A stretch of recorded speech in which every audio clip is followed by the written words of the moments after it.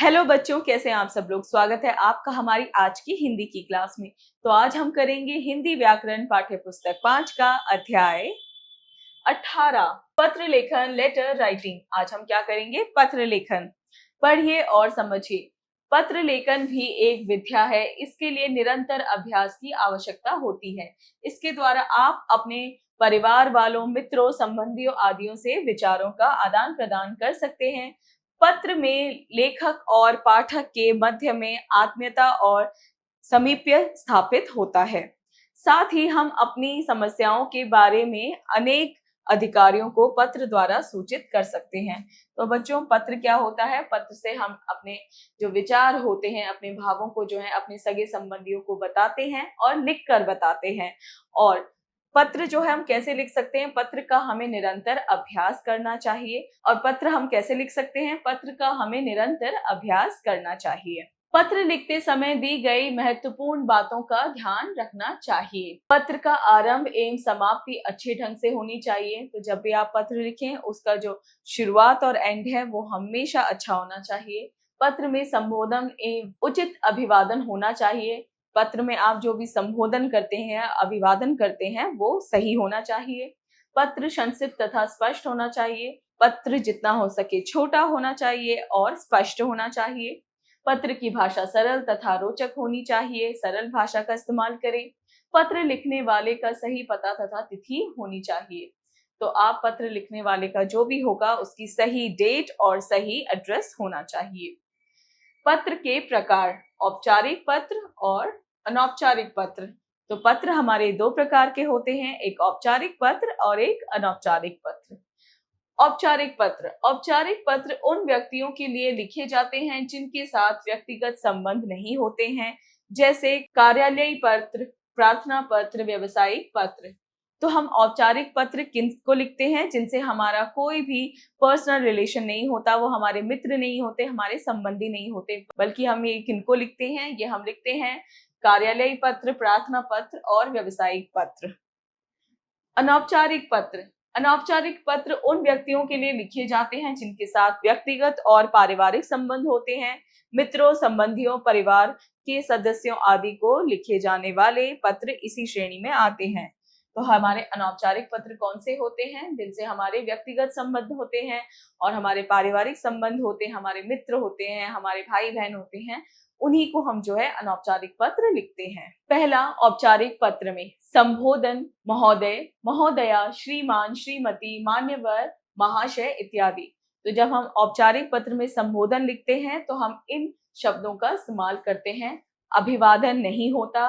अंत आज्ञाकारी शिष्य, आज्ञाकारिणी शिष्य, भवदीय, भवदिया, प्रार्थी इत्यादि।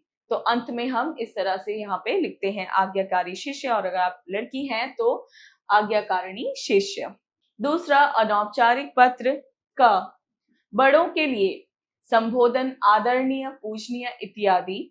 तो हम जब अनौपचारिक पत्र लिखते हैं वहां पे संबोधन हम क्या लगाते हैं? आदरणीय, पूजनीय इत्यादि। अभिवादन सादर प्रणाम, चरण स्पर्श इत्यादि। अंत आपका आज्ञाकारी पुत्र, पुत्री इत्यादि। छोटों के लिए संबोधन प्रिय, चिरंजीवी, आयुष्मान इत्यादि। अभिवादन शुभाशीर्वाद, सुखी रहो, आशीष इत्यादि। अंत तुम्हारा शुभचिंतक, भाई बहन, हितैषी इत्यादि। मित्रों के लिए संबोधन प्रिय मित्र, प्रिय बंधु इत्यादि। अभिवादन नमस्कार, नमस्ते इत्यादि। अंत तुम्हारा, आपका मित्र इत्यादि। तो ये हमने क्या जाना कि हम किस तरीके से औपचारिक और अनौपचारिक में संबोधन करते हैं, अभिवादन करते हैं और अंत करते हैं। आओ पत्र के कुछ उदाहरण देखें। तो चलिए कुछ उदाहरण देखते हैं पत्रों के। औपचारिक पत्र, प्रधानाचार्य को बस बदलवाने के लिए प्रार्थना पत्र। तो अब हम क्या पढ़ेंगे? एक औपचारिक पत्र पढ़ेंगे, और जो हमारा पत्र का विषय है वो क्या है? प्रधानाचार्य को बस बदलवाने के लिए प्रार्थना पत्र, यानी हमें एक प्रार्थना पत्र लिखना है। सबसे पहले हमारा आएगा सेवा में 15 जुलाई, जो भी उस वक्त करंट डेट होगी आप करंट डेट लिखेंगे।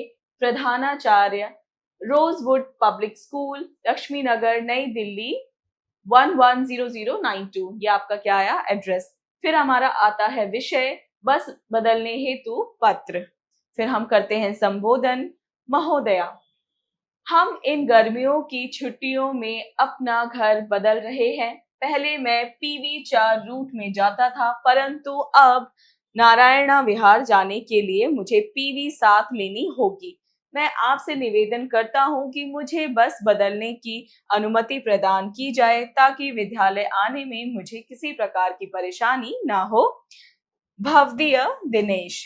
तो बच्चों आपने क्या देखा, सबसे संबोधन के बाद हमारा क्या आया, बीच में विषय आया, यानी कि जो भी हमारा विषय था उसी के बारे में उसने बहुत ही सरल शब्दों में और कम शब्दों में जो है यहाँ पे एक्सप्लेन करते हुए लिखा कि उसको क्या करना है। उसका घर बदल गया है, इसीलिए उसे अपनी बस भी बदलवानी है। और आखिर में क्या है, अंत में क्या लिखा उसने, भवदीय दिनेश। तो ये हमारा हुआ औपचारिक पत्र। अब पढ़ते हैं अनौपचारिक पत्र। गर्मियों की छुट्टियां बिताने के लिए मित्र को निमंत्रण पत्र। हम ये अनौपचारिक पत्र करेंगे और ये किसको लिखा जा रहा है, ये मित्र को लिखा जा रहा है। और किस लिए, गर्मियों की छुट्टियां बिताने के लिए मित्र को निमंत्रण पत्र, ये एक तरह का निमंत्रण पत्र है। सबसे पहले हमारा आएगा एड्रेस, 45 कमल निवास, फरीदाबाद, 28 मई, जो भी करंट डेट होगी आप लिखेंगे। D50 तिलक नगर, नई दिल्ली, दिनांक 25 मई 2016। तो बच्चों यहाँ पे आपने क्या है, आपने यहाँ पे क्या किया, आपने अपना और अपने मित्र दोनों का एड्रेस लिखा, उसके बाद दिनांक लिखी और फिर लिखा आपने, प्रिय मित्र गौरव, नमस्कार, मुझे आशा है कि तुम्हारी गर्मियों की छुट्टियां शीघ्र ही शुरू होने वाली होंगी। तुमने इस वर्ष गर्मियों की छुट्टियां मेरे साथ बिताने का वायदा किया था। मेरे मामा जी ने मुझे नैनीताल बुलाया है। जब मैंने तुम्हारे आने की बात बताई तो वे बहुत प्रसन्न हुए। वहां मौसम बहुत अच्छा चल रहा है। पत्र द्वारा मेरे पास पहुंचने की तारीख शीघ्र लिखना, ताकि यात्रा की उचित व्यवस्था शीघ्र से शीघ्र की जा सके। पिताजी तथा माताजी को मेरी तरफ से चरण स्पर्श कहना, तुम्हारा मित्र रोहित।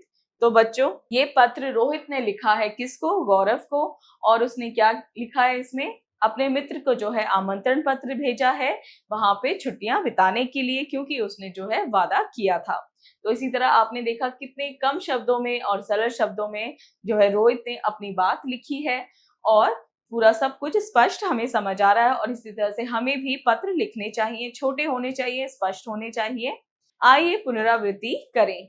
पत्र से संदेशों का आदान प्रदान होता है। पत्र 2 प्रकार के होते हैं, अनौपचारिक तथा औपचारिक पत्र। पत्र लेखन से शब्दों के चयन में बढ़ोतरी होती है।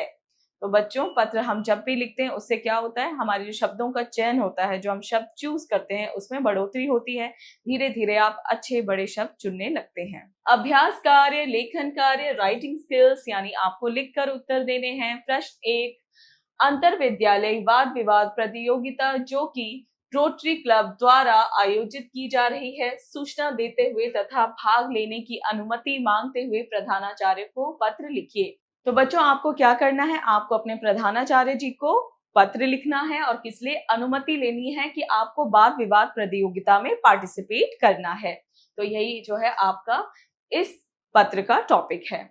प्रश्न 2, पिताजी को पत्र लिखकर 2000 रुपए भेजने का अनुरोध कीजिए। वार्षिकोत्सव में आपको गणपति की भूमिका निभाने हेतु परिधान की आवश्यकता है, अतः विद्यालय में जमा कराने हैं। तो ये पत्र आप लिखेंगे अपने पिताजी को, किस लिए, क्योंकि आपको 2000 रुपए चाहिए। और क्यों चाहिए, क्योंकि वार्षिकोत्सव में आपको गणपति की भूमिका निभाने हेतु परिधान की आवश्यकता है। तो इसीलिए आपको क्या करना है, 2000 की आवश्यकता है और आप अपने पिताजी से वही मांगने के लिए पत्र लिखेंगे। और ये आपका एक अनौपचारिक पत्र है। प्रेरणादायक मूल्य, दूसरों के लिए गड्ढा खोदने से अच्छा है खुद की राह बना लें। तो हमें दूसरों के बारे में कभी बुरा नहीं सोचना चाहिए, दूसरों को कभी नीचा गिराने की नहीं सोचना चाहिए, बल्कि अपनी राह ढूंढनी चाहिए। इसी के साथ बच्चों आपका ये पाठ हुआ पूरा। मिलते हैं अगली क्लास में।